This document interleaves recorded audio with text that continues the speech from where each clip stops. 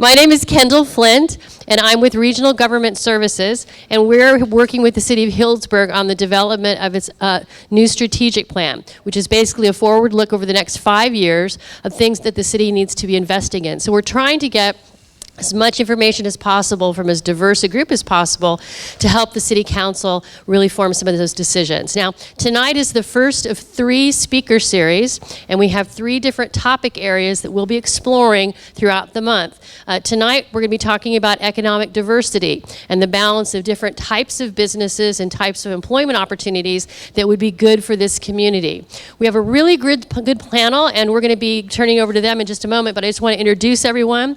We have Robert Eiler, President of Economic Forensics and Analytics. He's also a professor at Sonoma State University. Wave. Yeah.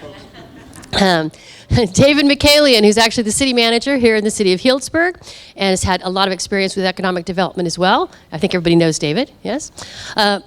Go skip over. Jessica Taylor with the Sonoma County Workforce Investment Board. How many of you are familiar with the Workforce Investment Board? Okay, well basically she'll talk a little bit about that in a moment, but they take a look at trends in what types of employment opportunities we should be exploring in the county, and they base that on research that they get from the state and from other folks. So she's going to talk about that in a bit and where those gaps are. And then finally we have Claudia Vecchio. She's the Executive Director of Visit Sonoma County. We want to thank all 4 of our panelists for being with us tonight. We're going to start off the evening with a very brief PowerPoint presentation. Robert's going to go through basically a presentation about what the state of affairs is here in Healdsburg today. And then we're going to learn a little bit from Claudia about the various trends that we're seeing in terms of tourism impacts and potential revenue generators. And then Jessica's going to talk for a very brief bit about, again, some of those gaps we have in employment and some of the things that her organization is working on to change that picture. And then after that, we're going to answer a few questions for our panel, and then we're going to open it up to all of you. I did want to make sure you all know that we are taping this tonight. I don't know if you still call it taping, filming, broadcasting, streaming, whatever that might be. It'll be on Facebook Live. It'll be on the Healdsburg's website, but you will be able to access it later. And if friends or family members, colleagues, or others were unable to come tonight, they'll be able to look at it too. So with that, I'd like to turn it over to Robert. You have the custody of the comm. Thank you. So good evening, folks. Thanks for coming. I'm going to run you through a bunch of data here to sort of showcase 2 major items. One is what's the context at the state and national level of where the economy may be going in terms of what the latest forecasts are. And then I'm going to give you some local data and what I think is one way of looking at Healdsburg moving forward in terms of what's going on in Sonoma County otherwise. This is a table of data that's about the American economy as a whole, where we have the growth of the economy, which is the first 2 columns, and the unemployment rate, which is the second 2 columns, and then payroll job movement as the third 2 columns. The reason I'm showing you this is because when the Federal Reserve makes decisions about interest rates, this is one of the tables they're looking at to assess whether or not they should move rates up or down. And you're going to hear a lot of news over the next few months about guessing what direction rates are going to go. And obviously interest rates are a major item in terms of our own personal decision making at home, but also business decision making in terms of economic development. 3 big items. One, you can see here that there's a relative movement down in the first part of this year. This is from quarter 2 2019 through quarter 2 2020, and all this comes from the Philadelphia Federal Reserve. Every quarter they look at, or they ask, 40 economists on Wall Street for their opinion about where the economy is going. And whoops, I went too far, it didn't hit the laser. You can see that it flattened out a little bit here for the next couple quarters and then just gets flat and drops again. But over the next couple of years, it's starting to pick up from previous forecasts. So the left-hand column of each one of these 2 is what happened last quarter, and the second column is what the forecast is for this quarter. So for this year, it's dropped a little bit, but in some, mainly because the first quarter was much better than we thought it was going to be. The 2019 economy picked up a little bit, at least in its forecast, flattens out a little bit in 2020, but then picks up again in 21 and 22. So when you hear about an economic slowdown, this is some of the evidence of where you're getting that kind of news, but there is no recession for the American economy currently predicted by most forecasters out there before 2022, if you can imagine that. But it's going to feel very slow. One of the reasons why there's no recession forecast is because unemployment here, you can see none of these numbers are really much above 4, if at all. and you've actually seen some drop in unemployment going toward the beginning of the 2020s. So economists who look at the American economy believe that the labor market is going to continue to truck along on both the supply and demand sides, where there's not going to be much change at all. And I'll come back and show you the forecast of California that corroborates this in just a second. This is one part of the economy. The other part is prices. So one of the reasons why we're hearing some rhetoric that the Federal Reserve may not increase rates but may in fact drop them is because they actually want to pick up that red line that's right here. The red line is what we call core inflation. And you can see that this dotted line is what is called the FOMC objective, or what our central bank believes should be the inflation rate on average. And that red line, which is really what they're looking at, has sputtered along underneath that really since the end of this most recent recession, and has not got back up at all except for a couple little spots along the way. That's concerning to policymakers because without inflation, you don't have businesses that are making more money, and it's going to sound kind of weird on the one side. Inflation is good for the economy when it's metered and predictable. It's not good when it runs away on you, like Argentina. If you watch the news and you think about Argentinian inflation, that's bad because it's unpredictable and moving very quickly upward. When inflation moves very, very slowly and is really kind of under what you could think of as the growth rate of other costs, businesses are not keeping up with the cost of doing business. And that's where it gets tricky to continue to hire people. So they want to pick up inflation and pick up demand a little bit to get this number going up, but they don't want to do so much. In other words, they don't want to force rates back down again as to then speed up the bad things about the economy, because you may get very little growth, but much more pressure on prices. Unfortunately, what's going on with our tariffs and a lot of the trade policies in the United States right now are one of those exacerbating factors that could force inflation up more quickly than policy can. But the sum of these parts means that interest rates should not be moving up. And you can see what's been going on here the last 24 months or so. So things look good at the national level. At the California level, the California Department of Finance has put out these predictors for the labor market through 2022. The dotted line is the hiring, and it's at just a little bit about 0.6% per year predicted through 2022, and labor supply, which is the labor force part of it, is about the same. That means unemployment, which is the dark black line here, is not going to change at all. So they don't expect any real change in unemployment in California through 2022, and if the labor market doesn't contract, the economy generally doesn't contract, which means we don't have what you think of as recession pressure. So the national economy looks good as context, and the California economy looks good as context, but neither one of them are going to grow very rapidly. Now, what's that mean? Well, if you start thinking about where we're going to head the next few years, we started then thinking about, well, what about the local area? What are some other indicators to say, okay, that's great, but then what are we seeing locally that actually sort of round out a forecast or round out the state of affairs? Well, Zillow has become kind of the go-to place for economists because they have such a wide database, and there's a lot of arguments, especially for places like Healdsburg, of how reliable the data are, but this is their forecast 1 year ahead as of April, and this is really their latest forecast. They actually think Healdsburg is going to see a drop in housing prices year on year, but that's after an amazing 5 or 6 year run up. So when you see that, don't freak out. It means that the wealth you've made back in your house is going to top out for a little while, and that's just this year, and get this, that dotted line is the California average forecast right now as of April, and it's only 0.13% growth for this year. 3 months ago, Zillow was predicting 7% growth in California. Why are they concerned? Because we're seeing more and more national slowdown activity, state slowing down, not going into recession, but slowing down enough where housing demand may sputter a little bit for the next 12 months. But places like Butte County, 10% appreciation. Why? Because of the fires. So you can see a real contrast here where Sonoma County has seen some comeback also as a whole, where this is Healdsburg in contrast to Sonoma County. But a lot of this you'll see in a second is really because there's been a really nice run up. And we should expect some flattening out at some point. Here's housing prices for both Sonoma County and Healdsburg. And I'm showing you this in both headline housing prices and after inflation. This is Sonoma County after inflation. This is where Sonoma County peaked out in the last run up. This is the recession. And this is where it's been going after inflation ever since. But this is the headline housing prices. So the reason I show you this is because when you buy a home, you're really thinking about the inflation-adjusted wealth, or you should be, not just what it says in the headline number or what you might get when you sell it. When you sell it, it's going to determine really what your real wealth appreciation is. And this is the middle of the distribution. So you can see that it's topped out a little bit. So this is part of that downturn in the forecast. But there's been a pretty nice run up.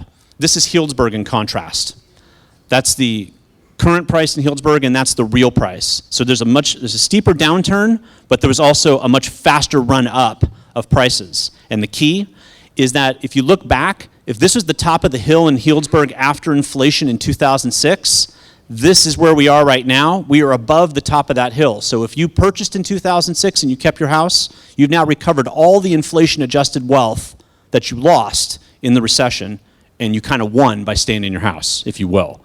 But that's a long time period. That's 13 years to come back to square. Most of the counties in California have not got there yet in inflation-adjusted terms, and that's because the shadow of the recession remains for a lot of California communities. And you can see Sonoma County, for example, which I'll go back, is one of those communities, is not back yet in inflation-adjusted terms. But Healdsburg is as a smaller community within.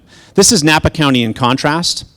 Same basic dynamic as Sonoma County, and I show this to you because they also had some fire issues, obviously, in terms of having a contraction of supply, and they're starting to rebuild, but the same issue. Even Napa County, with its own price appreciation, is still not really keeping up with the cost of living, and that's the key, is there real wealth being built in housing markets, and that means we still may have some room to run in terms of price appreciation. And that's the top of the hill in Napa. Okay, here's some rental price comparisons. So this is San Francisco here, and you can see it in the middle part of this last decade. It started to climb very quickly, and then it's sort of flattened out and has been pretty high ever since. And Sonoma County is the blue line, and Healdsburg kind of lies in the middle. But why do you think we saw this hill climb after September, October 2017? What's obvious?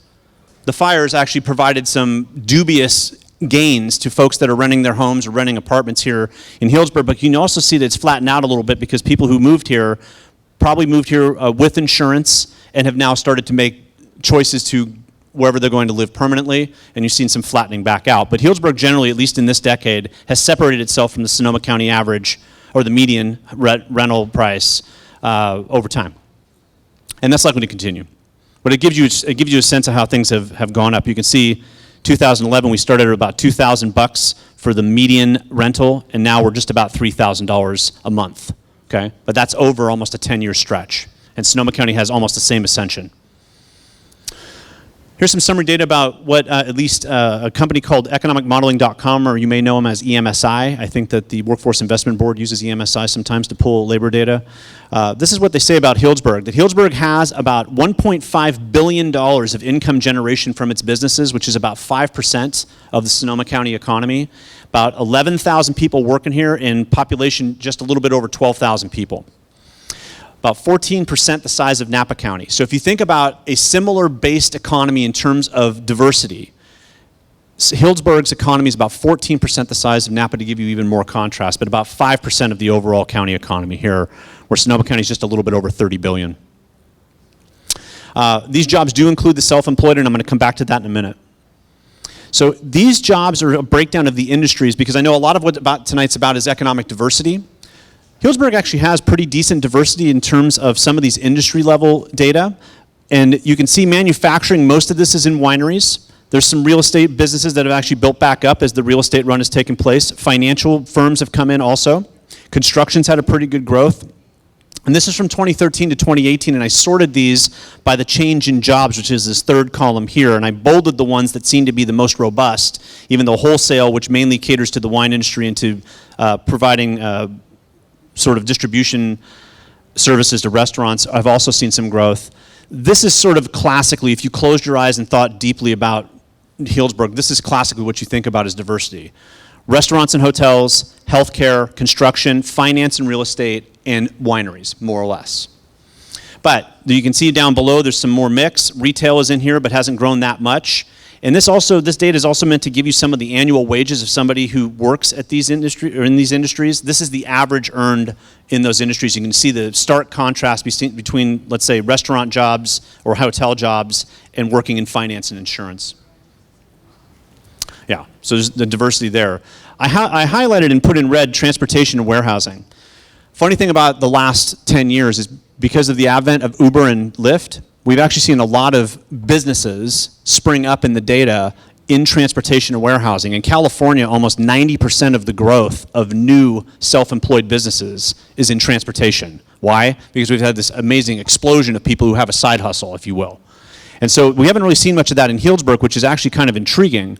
And part of that is because there's probably people who work in Healdsburg because they're self-employed. They drive their Uber to Healdsburg and then drive home, and their employment is at where they live, like let's say in Windsor or Santa Rosa. So we're going to watch that closely for a lot of counties here in California and the cities here in Sonoma County, but we haven't really seen that transition yet for people that live and work in that area here in Healdsburg. Here's a jobs forecast that came out of Caltrans and the California Economy Project. They did one for all 58 counties going all the way to 2060, and any economist worth their salt will tell you there's no way you can predict any farther than 3 years out, but I did want to give you this because this is what's hitting your elected officials' desks in Sacramento in terms of where we think the California economy is going. So for Sonoma County, about 9.1% growth to 2027 in jobs, with most of it being in services. The contraction in construction is really because we're likely to get a run up, a stop in the middle of the 2020s, and then some fall back because we will have the booming phase complete and stop like there normally is. Construction usually does not go on and on for 20 years straight. We're likely to see some cap off. Whether or not it'll be this big of a contraction, we don't know, but this is after a long run. This is California in contrast. So California is likely to grow in the same sort of ways, mainly in services, a little bit better in construction overall because construction will shift from this area to other areas of California, but overall a little slower. So Sonoma County is looking, or at least predicted right now, to grow at a pretty decent clip against the state average, which means Healdsburg is going to feel some of that reverberation, or at least have it available depending on what direction economic development goes. Here's a graph of jobs to people. Economists sometimes use this ratio of jobs to people to look and think about, okay, are we actually getting more inbound commuting? So this pretty much corroborates the anecdote in the sense that in 2013, the ratio was just about 85%. And it just recently peaked at about 96% and is predicted to go up to about 97%, meaning that as jobs grow and the population of Healdsburg slowly or grows more slowly, the supposition is that new workers in Healdsburg will be imported and thus will be inbound commuters. And that is in the current predictions with the current parameters. And those parameters can change depending on how economic development evolves. But that's something to watch. That's a prediction coming out of the Department of Finance also.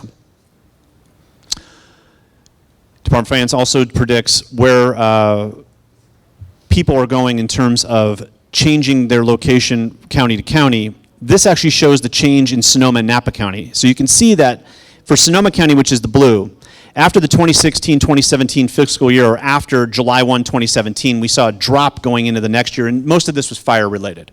But Napa County actually had that drop happen in the year previous to the fire. So if you think about the dynamics of a place like Napa or Sonoma County, what would be causing a lower population growth rate locally? Here's some other places, San Francisco County and California, we're seeing more growth, okay? So, and there's a lot of anecdote around why this is happening, but here's some extra data just to think about it. You can see that trend going down. But here's the number of births and the number of people on the move. So the blue is the number of people who've been born versus the number of people who died in Sonoma County. 138 more people were born than died. According to the Department of Finance, between July 1, 2017 and June 30th, June 30th, 2018, 138. In Napa, the number was negative, meaning that more people died than were born in Napa County that same fiscal year. But most of what happened is because people left. A lot of this is fire related. So we're watching very closely the next couple years because there's a lot of rumor running around Sonoma County that there's this mass exodus taking place. And the answer is there's probably not going to be a mass exodus ad infinitum. At some point, those that remain or will not remain in Sonoma County will clear out. Housing supply will shift in such a way to reattract, and people will move back. I don't think you're going to have continuously negative numbers here. The one thing that is disturbing is the lack of births versus folks naturally passing on. Why? Because it suggests that we're getting older as a community, hence we're not having as many kids. So if you're not having as many kids, you have less of an indigenous workforce, which means you're looking more to import workers, and the price of doing that rises over time, which can make it tricky to retain businesses because the cost of labor is going to naturally rise. So, where are we going next? Well, two pieces of this to kind of tee up everybody else. One is, when you think about economic development in a place like Healdsburg, which is a small rural community, we're in north, and it's kind of a, you know, if you want to put it this way, a bedroom community, at least historically, of a larger place, Santa Rosa. If you really want to try to seize, you got to think about what assets you have. The visitor experiences, the tourism piece is not going away. And it's a good thing it's not going away. It's a major feeder to all the things you like about Healdsburg. So you don't want to lose that element of this place. But if you're trying to seek balance, David and I have talked about this at length over multiple years. Part of it can be that you look at tech that actually wants to be here. So if you don't know, there is some aerospace that happens in Healdsburg. It's somewhat hidden, you may know about it, but the reason it happened is that there were people who moved here with aerospace skills and decided to start another branch of aerospace. Whether or not that's replicable across a bunch of different tech over the next 5 or 6 years is an open question, but you can, because this is an amazing place to live, attract businesses with residents and start to build what you think of as clustering effects in a local area. Same thing with niche medical. I think over time you're going to see places that have relatively high demand for visitors are going to link healthcare with visitors and have a lot of outpatient procedures that are world-class and merge the two together into packages. We're already seeing this. St. Helena is already doing this, by the way, if you didn't know. You go to St. Helena in the hospital to get, like, let's say, knee surgery. You go to a spa for 2 days, recover outpatient, and off you go. There's a lot of revenue left in the wake of those kind of outcomes for everybody. So watch for this too. I think this is something where it ties to what you have as assets, but expands a little bit in terms of the jobs base. Lastly, folks, these things have been here for Healdsburg for 30 years. I grew up in Santa Rosa. These things haven't changed really for most of the outlying areas of Santa Rosa. Watch housing and where it's going. The fires exacerbated some of the issues, but we've heard some rumblings in Sacramento, and it got killed in Senate recently that we were going to have a statewide housing legislation. That's not stopping. It's going to happen and morph into different ways. Make your choices locally and make them stick. Because if not, the state will at some point say, okay, if you're not going to do it, and we now see the economic benefit of having statewide policy, that's coming to you now rather than you getting to choose. That's going to be a lot of wrangling, but watch for more and more of that movement. That the data I showed you suggests we're going to have an aging population. It doesn't mean economic development needs to be aging also. That population can be effective, especially if it comes here with the right support. We don't see any change in labor markets. So if you talk to your local restaurateurs or your local hotels and B&Bs, they're going to tell you it's getting harder and harder every day of the week to hire people. Given the context, the negative or the opportunity cost of having a good, strong foundational economy, it's tougher and tougher to hire. That's not going away, which can increase the cost of doing business because you have to have more inbound commuters, and just generally you're facing higher costs to attract the right workers. And that's something to watch as you play to your strengths. It's a real tricky market out there because as an economist, there's nothing out there foundationally that says we're going to contract, and at the same time, there's nothing to say the cost of doing business are going to go down either. So, with that, I will hand it off. Claudia, you're up. One of the things that I think we all know is that Healdsburg relies heavily on visitor dollars coming in, and Claudia's going to address just briefly some of the trends that they're seeing for Visit Sonoma in terms of the number of visitors that are coming and impacts to our communities. Is that on for you, Claudia? It should be. Is it on? Yes, it is. Oh, good. Fantastic. Yes. Well, thank you to Robert for that. I mean, just an enormous amount of information in 30 minutes, and certainly the portion of it that reflected tourism, for the most part, spot on. So let's forget medical tourism for a moment. While that is a tremendous opportunity, please don't go out and start that. That is a whole industry sector that we want to make sure we're doing the right way before we get into it. But certainly, how many of you are directly involved with tourism? Whether you're employed in tourism, a winery, okay. So tourism certainly is an extraordinarily important part of Sonoma County, and we love living here because of all of the assets that Sonoma County has, the experiences, the incredible recreation, the beauty, all of the things that are also appealing to visitors. So it is going to continue to be an incredibly important part of the economy, but we are in a very interesting time for tourism. So I'm going to show you some stats, and primarily what we get is year-over-year stats. And if you see any newspaper article, you see any media coverage right now that talks about tourism being way down because of the year-over-year comparison, take that with a small grain of salt. Because 2018, the year that we're comparing everything to, was a year that was like unlike any other, for obvious reasons. So after October, with the fires, the hotel occupancy was all primarily, it was evacuees, it was construction workers. The rate the hotels were allowed to charge ratcheted up to meet that demand. So when we look at occupancy and we look at the revenue that came in through hotels, 2018 is going, we're going to have to erase that from all of our year-over-year comparisons moving forward and really take that as an anomaly. So what we have from a tourism standpoint are doing, looking at 2017 and looking at 2016 kind of as more normal years for comparison. So some of the numbers I'm going to show you, you're going to say, hey, this looks like tourism is rocking and rolling in Sonoma County, and in fact, it really isn't. And you all know that, I'm quite sure. So in 2018, total direct spending contributed $2.175 billion to the Sonoma County economy. We employed just about 23,000 jobs, and it is certainly a robust. Here we go. A robust part of the economy. So look at these numbers. So you see hotel, motel, visitor spending year over year, it's up 3%. In Sonoma County for the past probably decade or so, this number was up approximately 8 to 10%. So it's slowing a little bit, but you'll still see year over year growth. Private home and vacation home, that is within that vacation home rental environment. That's a little bit different, which is why our economic impact, researchers show it differently, but you can see it's up 6 and 4% year over year. That's healthy growth. Campgrounds are up 4% year over year growth. If you look at the total of all the spending by travel accommodation, it's up 3% year over year.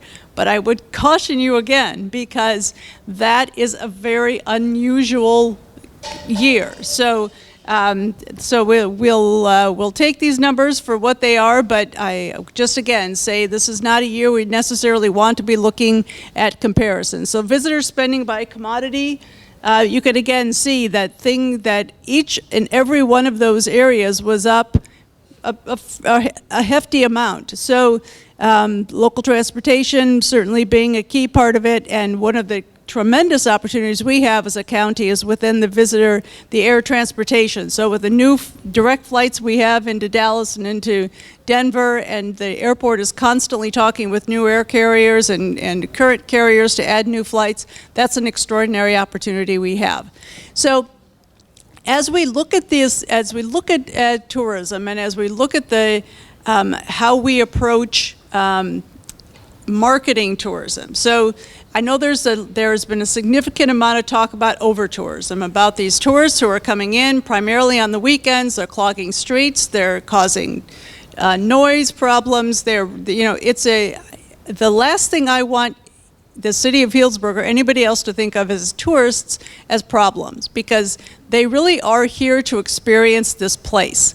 But what we're doing from a Sonoma County tourism standpoint is we are embarking on a destination master plan and embarking on a new kind of approach to marketing, so that we are now being better stewards of this county as opposed to just marketing and it's all a numbers game. Because in tourism, it's not a numbers game, it's the right people. It's the kind of people that you want in your wineries, it's the kind of people that are in vacation rentals that aren't, it's not a big frat party.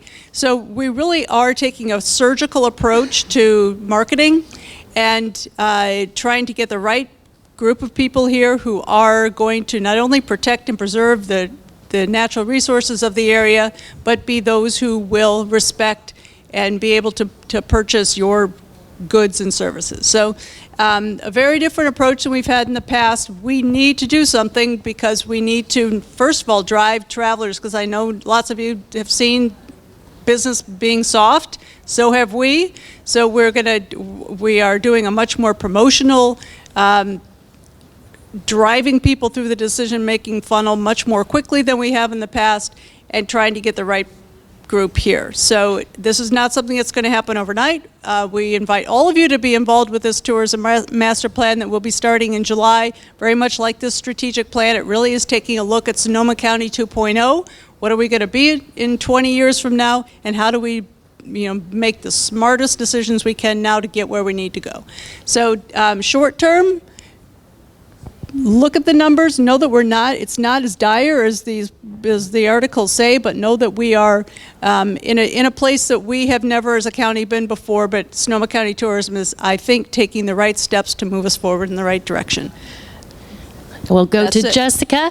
One of the things here is that I think that all of us are aware of that the tourism economy is really important, but one of the things we've heard in the focus groups and other things we've heard from the city is a desire for there to be a diversity of higher paying jobs and different types of jobs within the community. And I want to have Jessica talk a little bit about workforce investment and the areas that they're seeing growth. And can you guys all hear us okay? I know this one's a little bit wonky, but okay. So when you get to that microphone, speak up. Be Hello. loud. I'm Jessica Taylor. I'm here representing the Workforce Investment Board. The Workforce Investment Board is essentially the local arm on behalf of your federal tax dollars that come back to the community for workforce investment. The priority is to ensure that the resources are distributed in an appropriate way, and then they monitor that. One of the biggest outputs that you might know about in the community is a career center called JobLink. That's one thing that the WIB oversees. So this is actually slides that we borrowed from our WIB strategic planning, just trying to orient our overarching board. Something that is interesting to us is when you look at average salaries and cost of living indexes, but then you look at what that dollar gets you. So although we do see sometimes really great salaries, that doesn't mean it translates in comparison to what the purchasing power is across the U.S. So the cost of living here in Sonoma County is 79.4% higher than the average, but you can see that we have about half of the spending power with our dollars.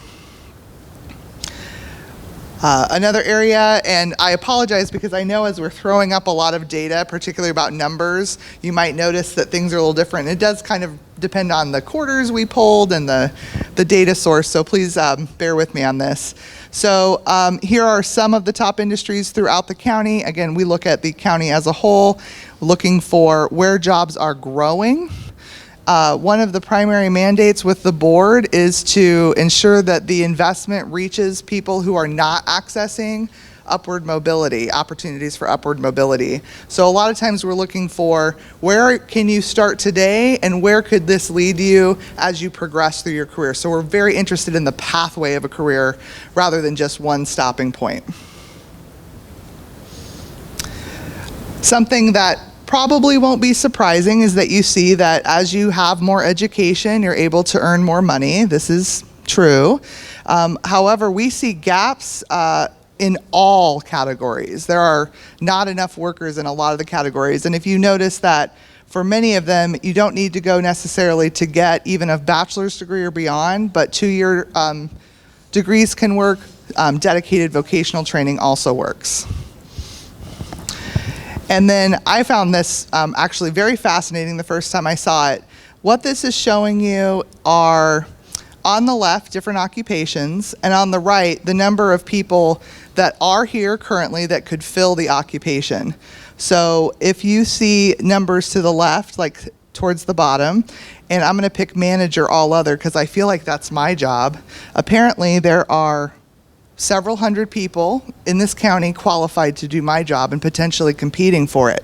If you go all the way to the top with accountants and auditors, we aren't producing or we don't have enough accountants and auditors to meet the demand. So that's kind of just what that's showing you, which we find pretty interesting. Do you want me to jump into anything else? No, I think we're good there. All right. I'm going to switch out there. Enough So for me? yeah, you can advance.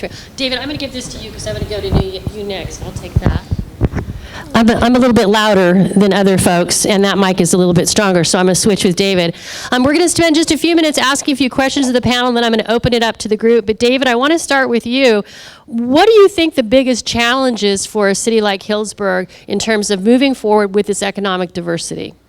I think workforce is probably the biggest challenge, which I'm talking to different business owners and, housing. We talk about housing all the time in Healdsburg, but I think that's one of the larger challenges is as we want to retain our existing business, especially in the service industry where some of those wages can't keep up with rental prices or can't own homes based on the slide that Robert showed a minute ago. I think that's one of the challenges that I'm seeing.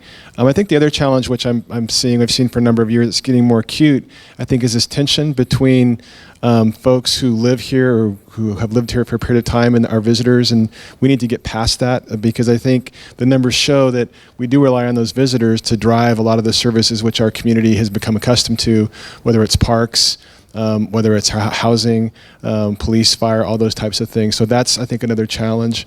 But I think, getting back to housing, if we don't have places for our employees to work or to live, it's very difficult for them to get here. Healdsburg alone, we're a city of 4 square miles, a little more than 4 square miles. We're about 12,000 people. We're not going to solve the housing problem in Healdsburg, so there does need to be a regional effort between Cloverdale and Windsor and Healdsburg and Santa Rosa. The state hasn't figured it out yet. They can't figure out what's in the best interest of different communities. So I think we as a region have to figure that out ourselves and hopefully get leadership that can help drive those things. Because again, we're not going to be able to house all of the employees who want to work in Healdsburg. It's just there's not enough space here. But we do need to make sure that there's enough housing in Cloverdale and Windsor and the unincorporated area that allows these folks who don't make the wages, the higher wages, still a very comfortable lifestyle, and they want to come here and stay here. So I think that are some of the bigger challenges which I'm seeing. Same question for you, Robert. And I think within your context, one of the things you mentioned, is that delicate balance between the affordability factor of housing and how to get here and transportation and the ability to perform a job. How do you think we get there, do you think? I think what David said is spot on in the sense that Healdsburg itself is probably unlikely to solve the problem on its own. It needs to be some regional cooperation. The transportation thing is another whole piece of the pie in the sense that every time gas prices go up, it's a regressive tax on the poor that are driving. So your lower income workers have a larger portion of their income that are now paying for gas as they're driving, and if they drive a longer distance, that tax rises on them, which will then lead them to a potential marginal decision to no longer work for you and try to find a job some other place in which they're not commuting as much, which then exacerbates the workers available to local businesses. So a lot of it is really going to be this balance between what incentives do you provide for people to be here, either to live or to work, or how do you partner with regional communities in such a way to recognize that this is where they're going to ultimately live, and you're just going to have to give up them living here. I'm going to ask you to pass that down to Jessica. Something we talked about on the phone earlier this week. The role of education in the workforce, right, in order to match folks in our area, in our community, or in our surrounding communities with the types of jobs that they can do. How are you working together with local educational facilities, and what role do you think that will play in making that workforce available for Healdsburg? I think you'll find most of our public institutions are already really trying to respond to the needs of the local economy, the needs that they hear directly from businesses. But their institutions and their ability to just turn around and be quickly responsive is not always possible. So one of the areas we try to work in is sometimes we can fill gaps, and sometimes we can help to advocate for things that do need to process through bureaucracy. Other times what we're looking for is finding an alternative solution. But I think you'll find when you interact with the people in those institutions is they care very much about this. They want to listen to business. They're sort of stymied in some ways by what they can do in their within their institution. And Claudia, I know you've heard this before in other communities. Certainly we've heard it before in Half Moon Bay, Yountville, San Clemente, places where communities are trying to balance the need for those tourism dollars to pay for police and fire and services with the quality of life in the community. What have you seen that works, that allows those communities to have that balance, to maintain that quality of life, and still have some room for the visitors that come in? Yeah, I think that it's really important for the communities to sort of balance themselves in a way. So from our standpoint, we have been so long marketing Sonoma County to the drive, to the close-in market, to the Bay Area, out to Sacramento. And then we wonder why we're clogged on the weekends. And, it's like, this is not brain surgery here, folks. If you market to the drive market, you're going to get them on the weekends. So it's really an opportunity for us. We're not going to ignore them, but it's an opportunity for us to utilize these direct flight markets to get people who will help us self-balance, because they'll come during the week, they'll stay longer, and they're just a different kind of traveler. So we're really trying to balance by both marketing further out, plus international, and then we are going to integrate some kind of creative incentive programs to incentivize people to do what and travel the way we want them to, because changing behavior sometimes requires some incentivizing. So that's kind of how we're going to approach this, and I think it's going to be, it's going to take some time, but I ultimately think it'll be successful. David, I want to ask you about something that came up in the focus groups and kind of tease off on that. We're all familiar with the weekend traveler, right? I know Friday night, Sunday afternoon, whatever, the roads are especially bad. But if the city was able to do things like take the Raven or some other facilities and make them viable work convention destinations midweek that are different, is that an area that you think the city could have some success in? I think it depends. I think we need to be careful on what those approaches. Once you start focusing on conventions and things, that's a different dynamic. I'm not saying it's something we wouldn't want to do, but we would certainly want to look long and hard at that with regards to how that would, what the impacts would be in the downtown area. Of course, the hotels and things would enjoy that, and the restaurants would, because it brings those midweek folks in, typically where things are slower.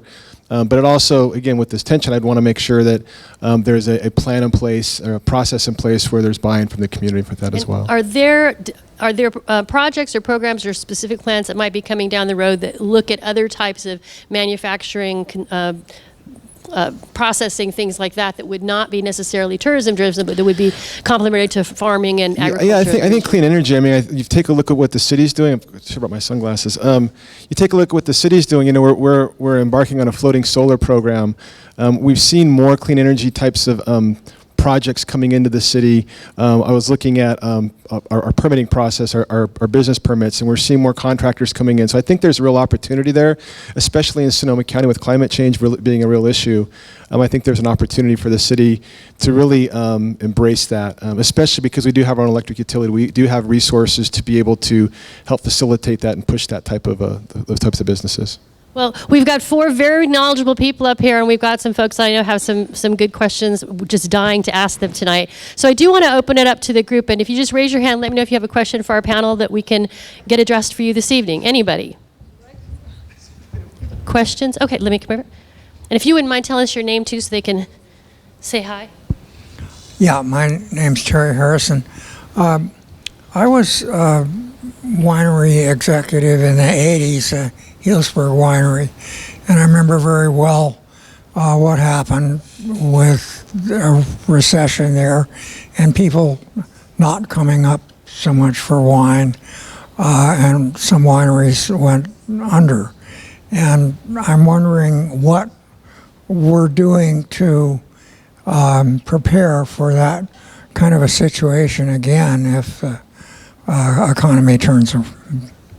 Good question. What happens if wine is no longer a driving factor up here? Robert, have you got an idea on that one? It seems to me, and you could argue this point, that Healdsburg's become a little bit more diversified in the type of tourist it's drawing in. I think wine is part of the package, but I don't think it's the only thing that people come here for anymore. Let's say I don't necessarily think that they came here only for that in the first place, but let's say that they did. I think that the tourism piece of Healdsburg is diversified enough to where it's probably a little less exposed to that risk.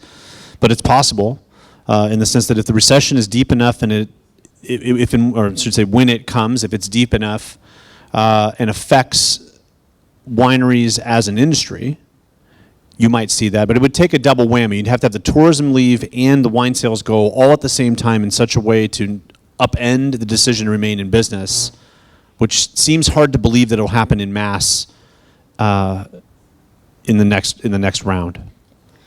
So I wouldn't worry about it too much. We have another question back here. Hi, my name is Ariel Kelly. I have a question about cannabis. So I know that in the city of Healdsburg, we are not currently allowing cannabis, both from a retail or manufacturing perspective. I sit on the Sonoma County Planning Commission, and we talk about cannabis all the time. It's basically all we do now. And so I'm curious, is this something, I know Cloverdale opened their policy up about a year ago, I believe, and is now doing both retail and I think manufacturing businesses locally. Is that something that the city is considering? Mr. Eiler, have you looked at the positive or negative impact that it's had on a small town like Cloverdale? And is it something that Healdsburg should be considering either from a diversified tourism perspective or just to diversify our economic base? And what are the consequences? Sure. I mean, the quick answer is since Prop 64 kicked in and we've been on this sort of journey since January 1 last year, we haven't really had enough data or any any small communities have been completely flipped over one way or the other by cannabis going legal. So it's hard to say how Cloverdale is going to evolve as a result of this. It really depends on how they integrate the other parts of the cannabis supply chain. That to me is the holy grail in all this, is that you shouldn't just look at one piece of it and say, this is what we're going to do. You really need to connect the parts of the supply chain and let it feed off of each other. And that'll be intriguing to see a place like Cloverdale if they'll have the manufacturing, the distribution, the growing, and the retail all happening in one space. That'll be where the small town can be affected very positively by the growth of that one industry. But on the tourism side, I think we have to, over the next 5 or 6 years, prepare for people to come toward branded cannabis tourism, if that's the way we evolve. But it's still a little early to know if that's actually the direction we're going to go, where it'll feel more like Napa and Sonoma wine, and then it's Sonoma and Mendocino cannabis, and people are coming here because there's only one place to get specific types of cannabis, and it'll be held back to draw in that other revenue. It's too early to tell whether or not that's actually going to take hold, in my mind. David? And I think from the city's perspective, sorry, from the city. You got the worst can I borrow seat. your I'm hat? so sorry. There you go. You know, where the city is, I don't think we're there yet. There's not clear consensus on council to move forward with introducing an ordinance allowing cannabis. I think where council is right now, we're still in the middle of the goals right now, is to look at it from an economic development perspective, along with a number of other things we talked about from a zoning perspective. Not to mix cannabis with childcare, but taking a look at all the different types of zoning where we allow certain things in the community, and from an economic development standpoint, that's the sense I'm getting from this council right now. If we do cannabis, eventually it would have to come from that lens, if you will. You know, I did spend a fair amount of time today on the phone prepping for this, and we talked to our sales tax consultant about cannabis specifically, and what are they seeing with regards to revenues. And they're not, you know, the revenues are not nearly where the state was projecting years ago, or a couple years ago. The cities who are counting on those revenues to offset expenses, they're really not seeing that. So if the city were to do that, we obviously want to take a hard look at, do we do a tax measure, or do we just go ahead and do it without a tax measure and see what happens? The regulatory requirements are significant in that how do we enforce whatever ordinance we end up doing, and there's cost to that as well. So I think all of those things have to really be considered before we, again, this is up to council, it's not up to the city manager, but I think we would definitely want to take a look at all those different implications before we did whatever council wanted to do. I'm not sure if that answers your question, but there's a lot of moving parts to it. You know, Sonoma's going through it right now. I think they looked at a 9-month process. It's turning out to be much longer than that. You take a look at, you know, the intention of simply looking at an ordinance and taking that off the shelf. It's not a one-size-fits-all with regards to one ordinance that one city implements versus the other city. So I would anticipate it would take some time to get through that. You know, deliveries is still legal in Healdsburg, so you can't buy it in Healdsburg, but you can get it delivered in Healdsburg. But I think, to Rob's point, there's really there's not a ton of data right now from the surrounding cities to get a better to get a good sense of where we're going to go. Other questions? Anyone? Yes, coming up here. Okay, well. Thank you. Hi, Tim Unger, Plaza Street. When I looked at the slide that Mr. Eiler put up, which indicated the various jobs that are in the area and the wage rate associated with them, I'm wondering, when you look at manufacturing, which is really a euphemism for winery-based business and farming, and then you look at hospitality, that's 4,100 jobs out of the 1,100 jobs in the area. So let's call it 40%. 28K on average on the hospitality and about 76K on the manufacturing side. What can we do to move the apex of the bell curve on the average hourly rate to the right and increase that? There's an opportunity in the city now to move the hospital. Should we be trying to grow hospital services? I was particularly intrigued by your point about niche medical. I personally think that's an opportunity for the city to jump all over. I'd like to hear Dr. Eiler expand on that a bit. Yeah, I mean, so a lot of communities are wrestling with this sort of movement of the center of the distribution to the right. And most economic development officers are actually employed to try to do exactly that. It's very tricky to do that in a place in which is somewhat rural and is almost in a cul-de-sac in the sense that there's really nothing north as another place to draw workers from. So you, in the one sense, you'd say, okay, well, maybe wages will go up because I have to sort of wage up to draw in workers. But at some point, businesses are not going to like that equation, and you're going to have a rebalancing of what businesses exist here, especially ones that tend to pay higher wages. So there is no great sort of magic strategy to move that distribution, short of having diversity that naturally draws in businesses that have higher wages. So you should not expect it from the same mix. You really have to change the mix, but you've got to provide the economic conditions for that mix to exist, not now, but 20 years from now, once they're here. Or you'll just be back in the same issue 5 years from now. So if you look at professional services, technical services as an industry, but really more down to earth consulting on the technological frontier, whether it be scientific, environmental, or what have you, that R&D style resident worker is a place a lot of rural California, one in which is relatively sought after by residents cashing out of one place and moving for the rest of their lives to another. They bring that sort of business with them. They're not coming to retire, they're coming to shift to the next chapter. However, that social engineering is a little tricky politically to work out and say, instead of putting an economic development office in San Francisco, I put a residential development office in San Francisco saying, we want you to live and bring your business with you to Healdsburg. That's a little tricky politically to pull off because you just don't know what they're going to do once they're here. But you can provide the economic conditions, say, we'd love to see more of this technological industry here, and you might see a natural migration come because you've created the economic conditions for those kind of businesses to exist. And the niche medical thing, to Claudia's point, is not something you can do overnight. There's a lot of coordination, a lot of partnership, but it could be that there is a medical community that wants to live here, provide those services, and you can integrate in what's naturally going to be tourism anyway, and there's a really nice synergy there once it's struck, but there's a lot of in between in terms of the facilities having the right facilities for outpatient stays and those kind of things, which could be an investment. But those are kind of out-of-the-box thinking that you all want to consider as you go forward, I think. And Jessica, I wonder if you wanted to weigh on that a little bit as well, because it seems to me that your research and the things that the Workforce Investment Board is looking at is also seeing opportunities for medical services and medical care as a growth area, possibly. Well, thank you for giving me that credit. I actually don't feel highly capable to respond to the specific question about the niche medical. What we do know, though, is the need for healthcare workers is growing. It's growing across the entire country. And as you saw with the slide about the aging population within Sonoma County, the needs of the aging population as it relates to healthcare are only going to expand. So we do see those opportunities developing, although my knowledge of that niche medical, I really would hate to misrepresent. Okay, we have another question right here.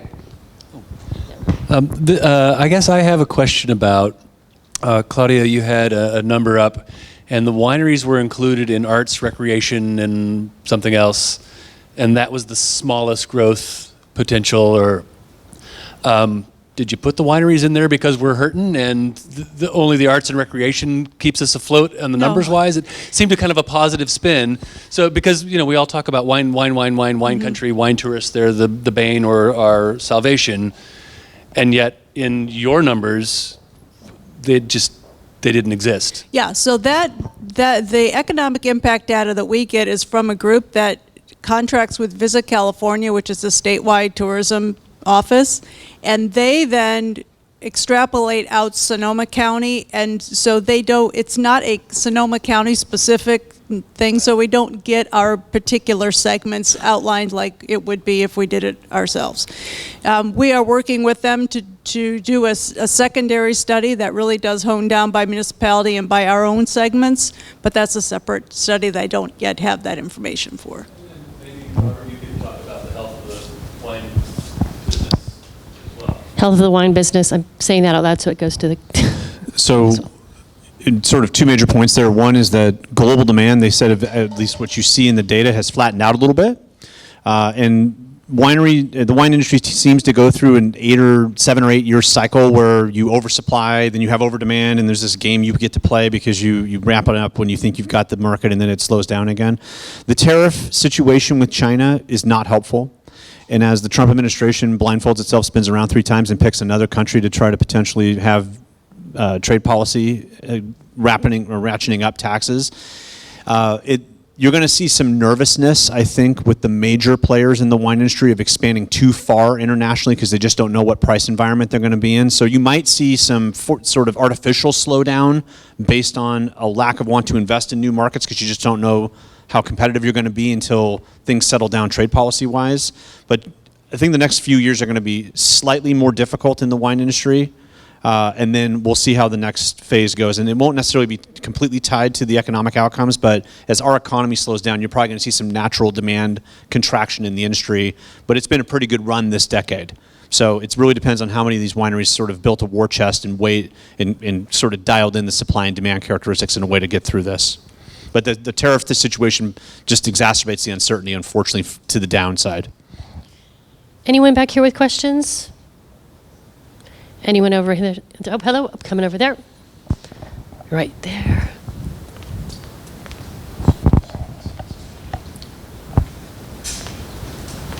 Okay, there you go. Hopefully you folks can hear me okay. All right, good. My name is Eric. I am an IT company CEO. I am the person that develops those professional services jobs, technical services jobs, and I run a company that is based in Bethlehem, Pennsylvania. We looked at opening facilities here in Healdsburg. We moved. Metier, as you might remember, at one point was here, where SoFi now is. That is the only space that was available to us, and we were in a bidding war for that space. We lost to SoFi. They had, what, $1 billion in cash? We really didn't have anything close to that, so we weren't really a very good candidate for that space. We have a real problem in Sonoma County. My son is not learning idea technologies. He's learning how to be a mechanic. I'm hoping he can get a county job because that's where the best economic growth is for our future generation. It's fire, police, medical, dispatch. It's in the city. It's in the county. It's not in the private sector. We are not going to have a future here in the private sector. I'm going to just tell you that right now because I can't bring employees here to stay here, to buy a home here. And we have tried. We've tried to pay enough money. You have no idea how competitive it is to pay someone $140,000 a year and then have them live like a poor serf in Healdsburg trying to get it. So we're not going to have that, folks. We will not be able to bring my IT company here or my next product development company, which is already getting funded. We're not going to be here. I'm probably not going to be here because I hate flying. And until we have options out of Santa Rosa to be able to fly to New York, it's not going to be easy for me. So people like me, the CEO, I make less than my right-hand man because I choose to, and I don't have enough revenue to do that. I'm not a wealthy CEO, but we couldn't develop here in Sonoma County to save our lives. We tried for 10 years. All right, so it's not that we don't want to be here. It's not that we don't want to share the benefit of this beautiful place with our employees. It's that we can't afford to house them here. We can't afford to educate their children here, and there aren't a lot of options. So rural is the key phrase. And if we really want to keep our kids here, we have to preserve the homes that we have and not sell them to people who want to buy and move to Healdsburg. That's what we have to do. We have to give them to our kids, whether we like our kids or not, or they're not going to live here. You know, if you have a double lot, build a second home, get your other kid living there, because we're not going to stay here. So I love what I'm hearing. I think that we have fantastic management, but as many wine folks might say, we are not going to be the solution for Sonoma County. It will not work. I would love to participate to make it work. I've tilted windmills my whole career, but there is not the fabric, there is not the jobs. We did not start IT training in schools 20 years ago when it could have made a difference. It's too late now for IT, and we need to not pretend otherwise with programming classes. Our kids need to learn metalworking and electronic engineering, stuff like that. Thank you. All right. Does anybody else like to have a question or weigh in on this particular topic? Anybody? Bueller?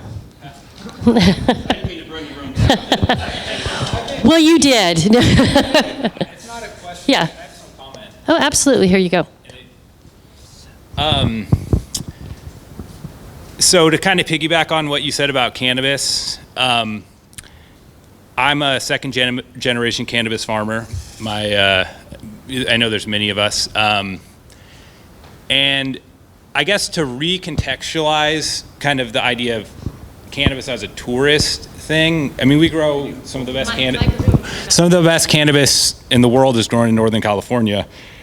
And I just think as a community, I would like to see a shop in Healdsburg. It's not just about bringing tourists in. It's frustrating to me to hear everything framed to talk about the conflict between, people coming in and then what actually people want in the community. I know for a fact a lot of people want to see that, and manufacturing and easier regulation with cultivation. And it's sad to me because ultimately cannabis there's a vibrant community of people that are just totally passionate about what they're doing. And there's an opportunity to tell those stories, to bring that information to the community, to have people to be able to come in and actually interact with the people that are, creating this stuff. And it seems like, every other day there's a wine shop opening up, and I know it's complex and I understand that, but it seems like backpedaling whenever I hear, oh, it's too complex, oh, it's just, there's a lot of moving parts, and I get that, but it's also just dragging feet is not going to change that. It is the future. It's happening, and whether Healdsburg is part of it or Sonoma County already is part of it and has been, but as long as Healdsburg's part of it, is just, it's like jump. Like, make a choice. People need to really and I'm not a public speaker. I don't like coming to these things. I get nervous talking in front of people, but I just really feel strongly that it's so frustrating because I wouldn't even have said anything, but I hear that over and over again. It's just, so not a question, but a comment. I got a little ignited by what you said, and I feel that being from Sonoma County, having my siblings be from Sonoma County, it's frustrating because there's not opportunities for, what I want to do, what my wife wants to do. We want to bring this, here and make it, real, not, and not just to attract, people from the Bay or people from the East Coast. It's like literally people love, in my community, love this thing. So, Well, I can just respond. So you did fine speaking, by the way, for if someone doesn't like to speak. It's perfect. It's amazing how many people get up and speak and they say that don't normally say, and they speak very well. So nice job. But I'm not, I think what I'm trying to get at is, that's part of this process right now. These speaker series are an intro to the strategic planning process for the council, right, for this city.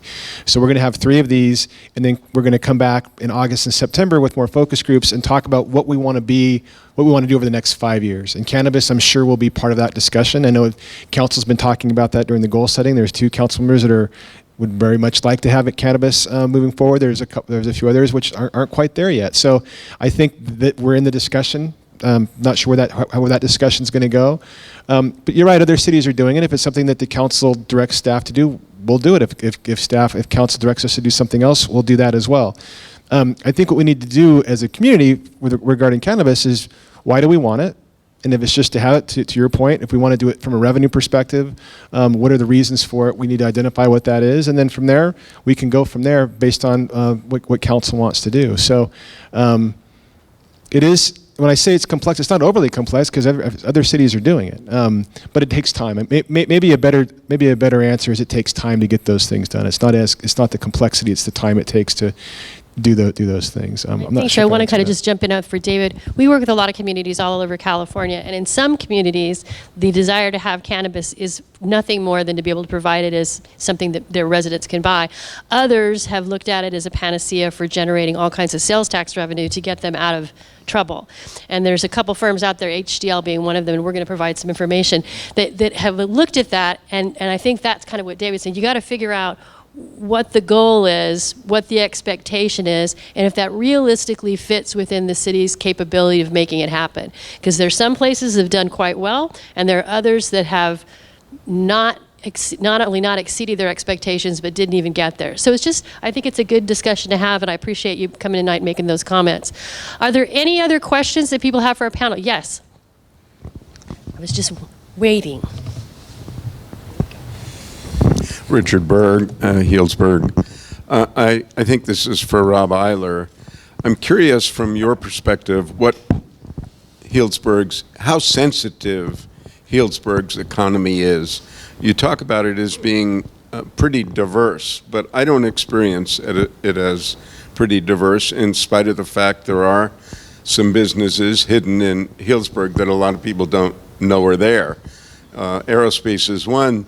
There's also a lead fabrication plant here that most people don't know about. But in terms of larger economic shifts, how sensitive is an economy that is so dependent upon visitors? Because even though it looks diverse with manufacturing, that is wine production and bottling, the visitors coming for wine, they are tightly coupled. And so with your experience looking at larger scale ebb and flow of the economic cycle, how sensitive is Healdsburg? So I think it's less sensitive than it was 15 years ago, but it still has probably more sensitivity than, let's say, Napa. Because I think Healdsburg lives in that space between Sonoma County as a whole and what Napa has done with global branding in terms of a place to go and have sort of a quasi-European experience 1 hour from the Bay Area. Healdsburg likely will be better off than other rural tourism-based communities in California when the next downturn comes, but is not 100% bulletproof. And it really depends on how deep it is. So if, and I said this to somebody else had a question about this earlier, Healdsburg will go as the wine industry and the tourism go at the same, if they go at the same time. That's where the true vulnerability lies. But if one goes offset from the other in time, they might actually find themselves balancing out to a certain extent. Because you could have a downturn in global demand for wine, and this place still popping every weekend like crazy, because it is not necessarily a function of how the wineries, let's say Rocchioli, is selling in France or in England or in Japan. It's immaterial. So you might have some job losses in the wine industry at the same time that those folks will simply rotate into job opportunities in tourism in Healdsburg. So it really depends if they happen simultaneously. That's the true vulnerability. Otherwise, Healdsburg will probably be just fine. And on the housing side, remember, it's a wealth versus income thing. On the housing side, it's probably also less vulnerable because if wealth comes here to stay, and that wealth is somewhat supported and war-chested against a recession, you won't probably see a mass flight of people. You may, in fact, actually see the opposite, that you'll have a quick downturn in prices, and then the wealth will come in and chew up that now so-called sale price in real estate, and it'll go away. That would be my prediction about Healdsburg. And that'll be much different than, let's say, the city of Santa Rosa, which is a much different ballgame. Any other questions for our panel? Okay. Nothing related? Is it a question or a comment? Okay. I think we're looking for questions. One thing, Mark, that interested me was your comment that I took a little on the nose as we've complained about tourism here in Healdsburg. How do you think we can respond better to tourism? How can we as citizens who live here, how can we do a better job of promoting the benefit of the city? I guess I would look at it not as much as supporting the visitors coming into town, but supporting the businesses that support those businesses coming into town. Because those are the ones that are really most affected, right? If someone comes into our city and has a poor experience, they're going to tell, whatever the equation is, 10 people, and they'll tell 10. But what's happening is now you're hurting that local business who relies on those people, who more than likely puts their kids in our schools or has put their kids in our schools, lives in or around this area. So I think that's who we're really hurting. We're really hurting the folks who really rely on them to support their businesses. And that's who we are. I mean, as much as we want to talk about all these other things, I mean, we do rely on our visitors to support our economy to a large degree. We do other things. We have a really active community services department. We're acquiring open space. So hopefully visitors, when they come to Healdsburg, they have a different experience. They can go hike in our open space. They can go wine tasting. They can go to a restaurant. They can go outside of Healdsburg and buy cannabis maybe. But they can do all of those things and still have a really good experience. And I think why people like to live here is they want to have those same experiences as well. Right? If you live here, there's a reason you moved here. There's a reason why you go to Campo Fina and Ari, or you go down the road to Kinsmoke and have whatever there's a reason why you live here, because you want to enjoy the same things that these visitors are having. So I think it's really important when you think about this tension between visitors and our locals, is really when you're concerned about visitors, you really are hurting our local economy, because our local economy is driven by the people who are our neighbors, the people who send their kids to our schools, the people who are on our boards and our commissions. And I think that's what we really need to be thinking about. And then talking to them about how they can help educate people coming into town, so they are our friends, if you will, because a lot of those visitors that are coming into town are going to buy a second home here. It's just the fact. That's how it's going to happen, right? And they're going to move here eventually, and they may open a business. And there's lots of businesses in town right now which are established because of that. You've had people who have moved from the Bay Area, they've come here, they put their shingle out, and they are now starting their own consulting business or something else. And that's what's kind of driving this economy to some degree. I'm not sure if I answered the question, if that was more of a soapbox answer, but I think that's really the challenge which we're seeing is we have to get past this us versus them and understand that it's all supporting our economic ecosystem, and I think that's what the challenge is. Yes. Thank you. Ken Munson, Healdsburg Avenue. It's mostly commentary, but there is a question in it. Essentially, I'm looking at diversity in our economy. How do we really make diversity happen? The wine industry, a lion's share of the people involved in the wine industry are low-paying jobs. Restaurant, low-paying jobs. Hospitality, low-paying jobs. And we're building very low and low-income housing. We're doing a pretty good job of that. We're selling homes. It was just at an open house today, or this last weekend, $3.25 million for a house in town. The folks that are paying that kind of money and saying, you know, I love Healdsburg, I don't want it to change, don't build any housing. And they're the very folks that are causing the problem. So I'm trying to figure out, I'm an architect in profession, and I've been looking for staff for 3 years. I can't pay enough to get people to come up here because I can't charge enough. They would have to make more than myself. I can't afford my own house that I live in now. I couldn't afford to buy it now, let alone staff. So is there a better focus that we can put on Healdsburg, not turn our light industrial property into housing next to the freeways, leave it as industrial so that we can develop businesses in town? Can anybody... So I could touch on that. I mean, I think that's the South Entry Plan, right? That's the last area in Healdsburg where we have an ability to do something significant, right? So as you're coming, those of you who don't know the South Entry, it's just south of the Memorial Bridge. It's that space in there. And so most of that is zoned industrial. And I think going through a South Entry planning process will determine what we want to see there. I think that's really necessary because, again, the longer we don't do that, there's opportunities for those properties to be underdeveloped. And once something's underdeveloped, you have that for a long time. And so to that point, I think that's what we need to be looking at. And infrastructure as well. You know, I was reading an article yesterday about, I was a little envious. You see, I think it was Redwood City, they worked it out on an acre and a half, I want to say. They're able to build, they want to say 400 units. 120 of those units are going to be affordable, bottom floors, all going to be retail in the heart of town on an acre and a half. Now they have the density, they can go above 4 stories. They have those things to be able to get that level of housing there. Now we're not there. This community, that would be a cultural shift for this community to get to that point. So the community is would have to support something like that. But when you take a look at housing and to make true impacts, from my perspective, what I've seen, and Robert can speak differently to this, is, you know, if you want to see that level of housing, the community has to be able to embrace that level of density. And it's not for every community. I think that's why you're seeing a lot of this legislation, SB 50, for instance, not pass, because each community wants to be able to control their own destiny. They don't want the state coming in and saying, you shall do it the same way. And so I think you're going to see more tension there.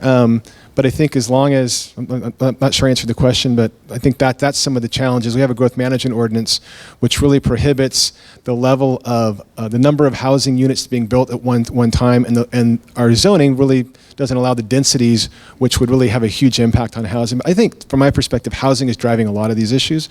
You know, I think 33% of our workforce live and work in Healdsburg. The Housing Action Plan calls for 40% to live and work in Healdsburg. You still have 60% which are commuting. That's still a significant number. It's not like we're in the Bay Area where the next door is in the property line, the line between Cupertino, whatever the city next to that is. You can live in this house and one side and you're working in Cupertino and you're commuting, Campbell, you're commuting, a minute or 2 minutes or 5 minutes. Here, if you're living in Santa Rosa or you're living in Petaluma or you're living in Cloverdale, Ukiah, that's a significant commute.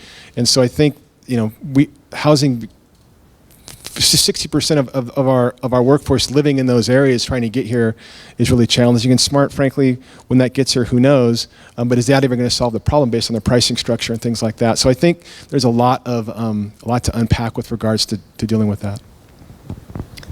Are there any other questions before I talk next steps? Okay, back over there. There you go. Thank you. With respect to cannabis and, given the topic of this discussion tonight is economic diversity, clearly the numbers that have come in don't ring the bell for the revenue generation that was expected. And I think if we're looking at cannabis as an economic driver, that might not be the case. If we're looking to provide convenience and access and things like that, it's a different story. With respect to Ms. Claudia Vecchio's comments about moving the weekday visitor, basically access through airports, what's the discussion point around climate change and managing hydrocarbons? There seems to be quite a bit of concern about that, and it's certainly a popular topic. If you're an advocate for that and the airport's doubling in size and the terminal, and, in terms of the terminal, more flights and so forth, how does that get balanced? That's an excellent question. I think the balance comes in, people understand that is part of an air trip, that they are going to be using that kind of, I don't know all this technological terms, but they will be using that type of travel for that. When they get to Sonoma County, we are very definitely taking on a sustainable, responsible traveler bent when you get here, and how they travel around Sonoma County and how you incorporate green principles both with our hotels and with our properties. That's going to be where we have the most influence, and very definitely a key part of what we will be doing moving forward. The flights getting in, that is a part of travel, and there's not too terribly much we can do about that, but we can influence how they operate once they get here, I guess is the only way I can approach that. Hi, Ray Lucchese in Healdsburg. Do you know the percentage of people that our ag business can feed? How many people can we feed in Sonoma County? Do you know that from I heard the other day that that Sonoma County can only feed 3% of our population. I don't know that number off the top of my head. What's that? I don't know the number off the top of my head, the number of people that the agricultural output of Sonoma County could actually feed. Well, who would know that? It's a really good question. The agricultural commissioner can tell you the variety of crops and products that are grown, but you might find it a little bit, unless people are going to eat a lot of wine grapes, it's going to be relatively dominated by wine grapes. Yeah. So there's that piece of it. So I'm interested because in a changing world, we're going to have to feed ourselves. Mm-hmm. And that's the economies. That's one economy we better start building up now. And it can be distributed very easily. So I'm just curious. So anyway, thanks. Yeah, so on the agricultural side, I think you're actually going to see more movement of how to use open land in such a way to do things that are more, let's say, farm to fork. Especially in California, that's a more progressive way of looking at it, but that's going to be probably on a smaller scale and not in mass. So we're still exposed to some of the same vagaries that you may be pointing to. Just a quick comment on Tim's point. Do you want those people flying into San Francisco and driving up in a rental car, or do you want them flying into Santa Rosa and taking a ride share to Healdsburg? I'd say the second is probably less impact. from Oakland or San Francisco to Healdsburg is a very different thing, and that's where they come from. Like our visitors to our winery, they fly into San Francisco or Oakland and they drive to Healdsburg. Some of them fly into Sacramento even, but they're not flying in locally and they're driving a lot farther. So I would say the carbon impact is a lot greater if we don't have flights to our local airport. Just a guess. Okay, well, if there are no more questions, I want to talk a little bit about our next in the speaker series. First of all, can we get a round of applause for our speakers tonight? I think they did a great job. And obviously, we want to thank all of you for coming tonight and missing Game 3, so I hope you can watch it when you get home. I'm going to hear about it right afterwards. Hey, one of the things that came out of tonight's discussion, I think we can all agree on, is really the confluence between economic development, economic diversity, and housing, right? Housing, land use, what we do. That makes our next speaker series event the Don't Miss event of the spring, which would be, of course, land use and housing. That'll be June 19th in the same room. We're going to have Larry Mintier from Mintier Harness. She's one of the folks in California that have done quite a lot of work in general plan updates and whatnot. We're going to have Lawrence Lori Florin from the Burbank Group. We'll be talking about housing. We're also going to have Maya from the Community Development Office. I think it's going to be a really good opportunity for you to ask some very good questions. We're also going to be polling on some different... I don't know if Keith is coming or not. I'll double... He is? Joe says he is. Okay. Keith Woods. Okay. Keith Woods is also going to be here from North Builders, right? So I think it's important to know that that's going to be one of those discussions that's probably going to get super spirited. And then even more exciting will be on the 25th, when the folks that have worked so diligently with the SSTAT group, that's the Healdsburg 2040, they're going to be talking with us about what they found in their collaborative effort that lasted over the last year or so. Now, we're taking all of that information from the speaker series. I think many of you participated in our focus groups. After all of that, we're going to come back in August. Right now, it's tentatively scheduled for the 17th. That date may change. We will let you know. And that will be a very large workshop that we're going to go back and try to prioritize all these things we've been discussing. So again, following that, there'll be a City Council strategic planning session that'll be in September, and hopefully we'll be able to present them all of the ideas and all the comments that have been given thus far. If you weren't able to ask a question tonight that you want to get in later, please send it to us. You can send it to David, myself, to Joe. You can come to the next workshop. You can, any way you want to go, email, whatever, we're happy to get your information. If you have friends that were not able to attend, again, they can find it online and participate that way. So again, thank you so much for being here tonight. I hope we will see you again in 2 weeks.